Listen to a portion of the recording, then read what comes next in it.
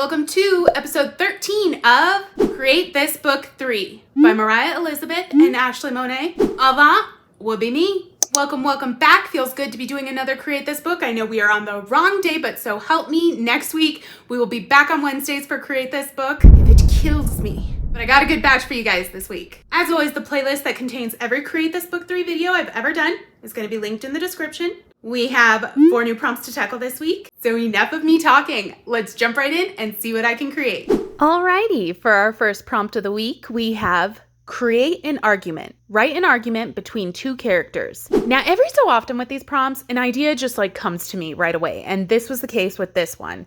I thought of one of my favorite shows, which is The Office. Particularly one of my favorite episodes, The Dinner Party, and one of my favorite arguments that the highly dysfunctional Michael and Jan have in front of their dinner guests. Now, I had every intention of playing the clip on this video for anyone who hasn't seen it, but apparently The Office is heavily copyright protected and even banned in some regions. Boo. So this prompt unintentionally just became an if you know, inside joke. Well, might as well just skip through the liner. There we go. I'm going to get started coloring Jan and Michael using my alcohol markers, of course. And since I couldn't play the clip, allow me to entertain you all with my voiceover rendition of this argument. Fine, whatever you want. Just like always, whatever you want. Whatever I want? It's never whatever I want. When I wanted to see Stomp and you wanted to see Wicked, what do we see? We saw Wicked. When I said that I wanted to have kids and you said that you wanted me to have a vasectomy, what did I do? And then, when you said you might want to have kids and I wasn't so sure, who had the vasectomy reversed? And then when you said you definitely didn't want to have kids, who had it reversed back? Snip, snap, snip, snap, snip, snap. You have no idea the physical toll that 3 vasectomies have on a person. Yeah, as predicted, it's not as funny if you don't see it. I did my best.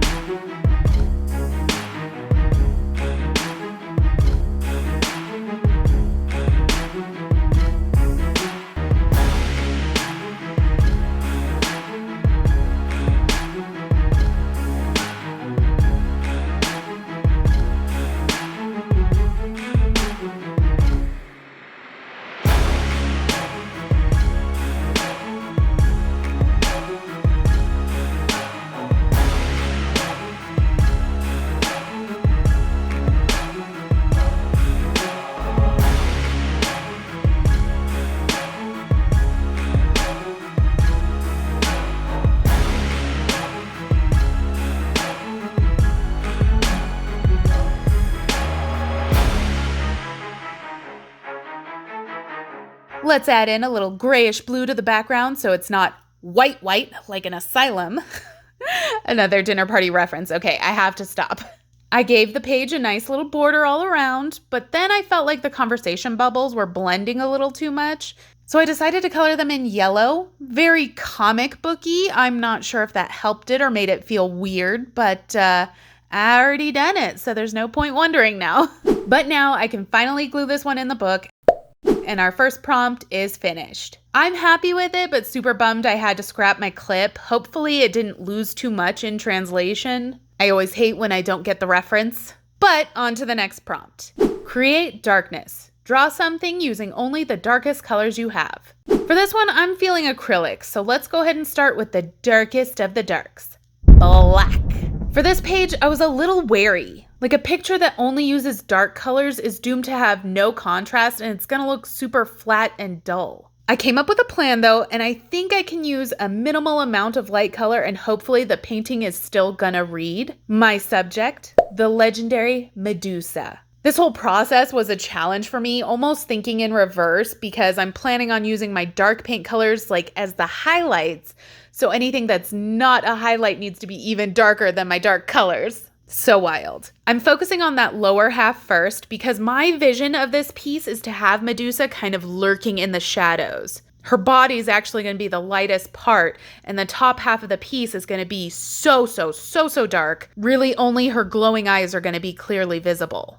Now, if you've been watching my channel for a while, you definitely already know that I tend to gravitate toward the villain of a story. Now, generally speaking, I think they have a deeper, more complex story to them in most cases, and so many of them are broken, almost more human than the hero themselves. I think the story of Medusa is a great example. Like, on the surface, her tale is one of a vicious monster, this gorgon with snakes for hair whose gaze would turn any man who dare look upon her into stone. A merciless monster who could only be stopped by the brave Perseus chopping her head off. Now, anyone somewhat versed in Greek mythology would know that this is, again, just the surface of the story of Medusa. Now let's dive deeper. Medusa actually began as a beauty. Golden-haired, fair, and kind-natured, she was a priestess devoted to Athena, the goddess of wisdom and battle. Now, Poseidon was taken with her because she was so gorgeous. And as many Greek gods are known to do in mythology, he went ahead and just had his way with her. Yes, to be frank, I am talking about the R word, but I know YouTube hates it, so I have to kind of dance around it. That's what he did to her. Anyways, if that humiliation wasn't enough, he did so in Athena's temple. This angered Athena, and rather than exact revenge on, let me think, Poseidon, she instead cursed Medusa. Yeah, cursed her to no longer be beautiful. She was going to have cracked skin, the hair of serpents. And to ensure that she would no longer be able to seduce men, she made it so that if one ever met her eyes, he should be turned to stone. Charming, right? Numerous warriors attempted to slay her before Perseus finally succeeded, and for what is supposedly an ending to be celebrated, it sure makes me a little upset. I mean, if you can't see Medusa as a sympathetic villain, then we can't be friends.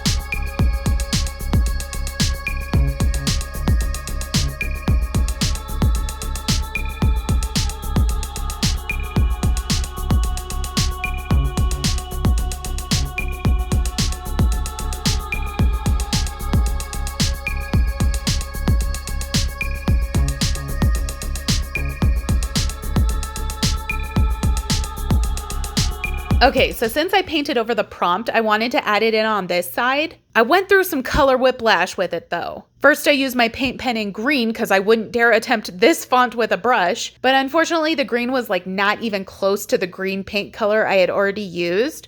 So while that dried, I switched gears to painting the word darkness instead. I chose brown for that one, but similarly the shade was off and I was triggered. Could not keep it that way. I went back and changed the green to a gray. It's still not a perfect match, but it's much closer. It's tolerable. And then for the word darkness, I used a brush this time and got that perfect shade of green because I already had the paint mixed up. That part was satisfying. Now, up to this point, I've only used dark colors, but it's time for my dash of light, and not just any light, white. Finished writing out the prompt with it, and then it was time for her glowing eyes. Oh, yes. So creepy. And because I can never resist a juicy highlight moment, there's just a little smidge on this font. Well, here she is all finished. I would love to make a full-size painting of this and really spend hours detailing it out, especially those snakes. But I love this as it is for my book. Up next, we have Create Width. Draw something with extremely wide lines. I think of something with really wide, heavy lines, and immediately my mind goes to an awesome, cartoony, new school graffiti type of style. It's a style that I love, but definitely not something I'm strong with. You know what, though? I'm gonna give it a try. In need of inspiration for what to draw, I looked back at some of my subscriber suggestions in my last video. There was a strong call for vampire animals, turning cute things creepy, and even pandas. So I settled on a vampire panda. I started drawing my panda with my usual liner. Again, I'm gonna add those super wide, thick lines after I get him colored. I drew him nice and chunky to play off of this thick, wide theme of the page. I thought it would be cute to give him some bamboo to chew on, but instead of bamboo, It's like a bone, and he's munching that marrow. Sometimes I'm so twisted. He's definitely cartoony, but I'm thinking now that for that new school style that I really appreciate, I probably should have skewed his proportions a little more. I don't know, like maybe make his body freakishly small or his paws really tiny. Shoulda, coulda, woulda. Next, it was time to color. Alcohol markers were the go-to for this one again. Now, given the limited color palette of a panda, this part was pretty simple.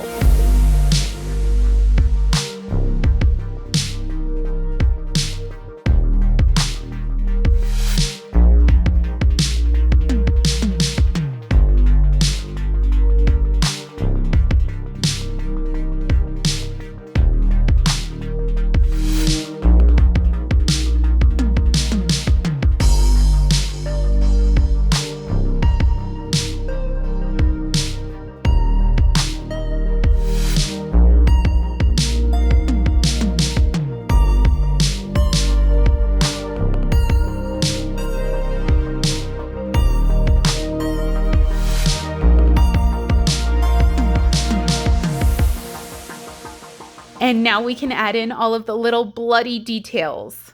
Okay, time for those nice wide outlines. Oh yeah, they're so thick. In case you hadn't noticed, I'm loving that word for this page. Thick. And it just wouldn't be a piece by me if we didn't do juicy highlight time.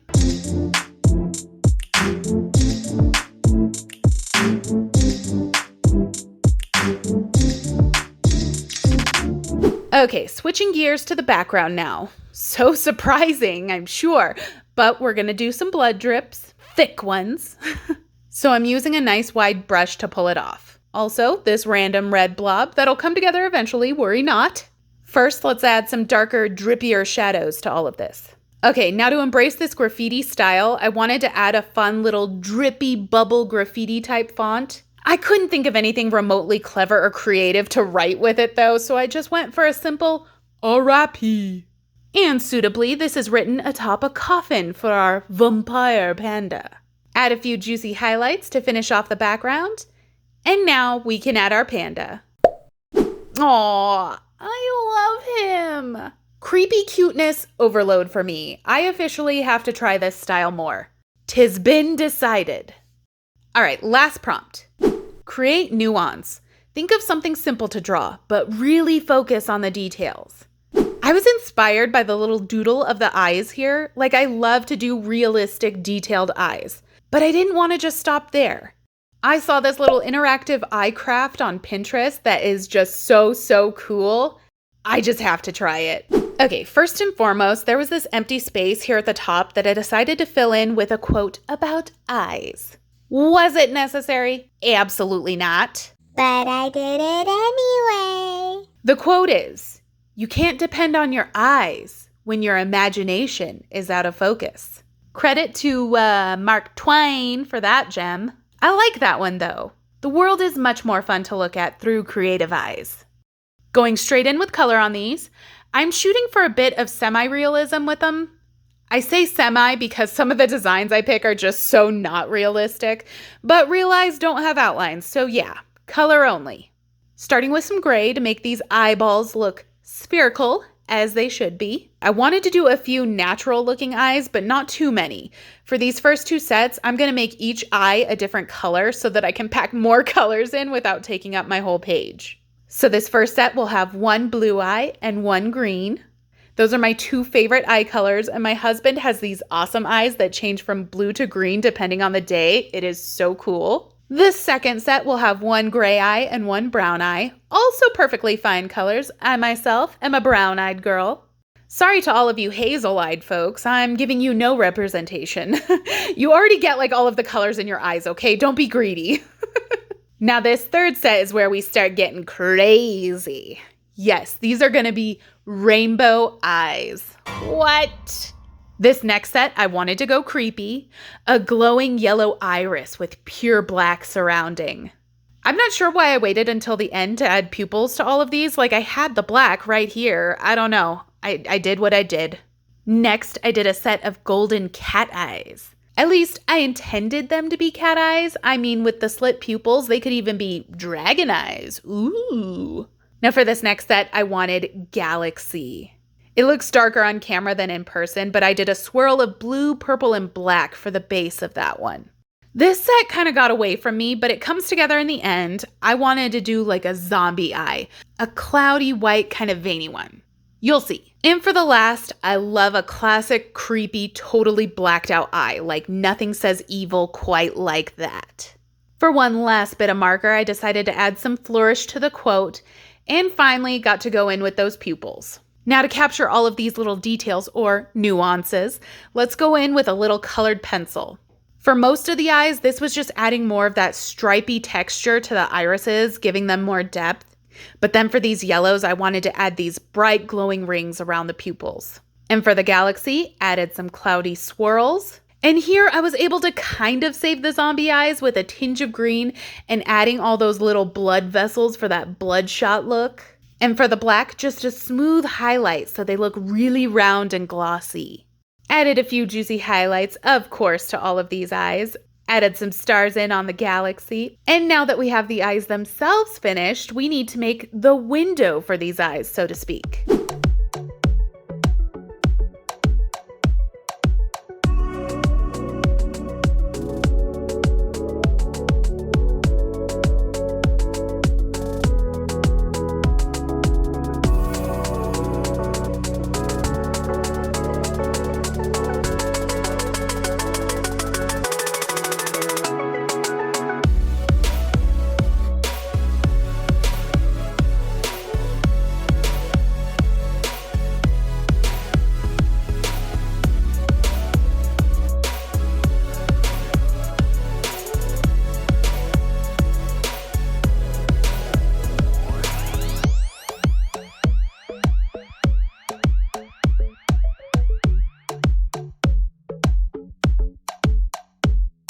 Once I was happy with that, I went ahead and cut out the window for our eyes with an X-Acto. Ooh, yes, this is going to be so cool. Okay, first let's glue in our page. And I made a pocket for the eye window to go in. It's the eyes, but they're closed. Like when they're put away, we won't be using our eyes. It seemed more clever when I made it. Whatever. I'm dying to see this in action anyways. Ooh, I love it already. Yes. Yes. Ooh, that's creepy. I love it. Rawr. Oh, I like that. Okay, that kind of worked. Oh yes, that's excellent. I think my favorite are these creepers though. Well, that's it. I guess it's time to recap.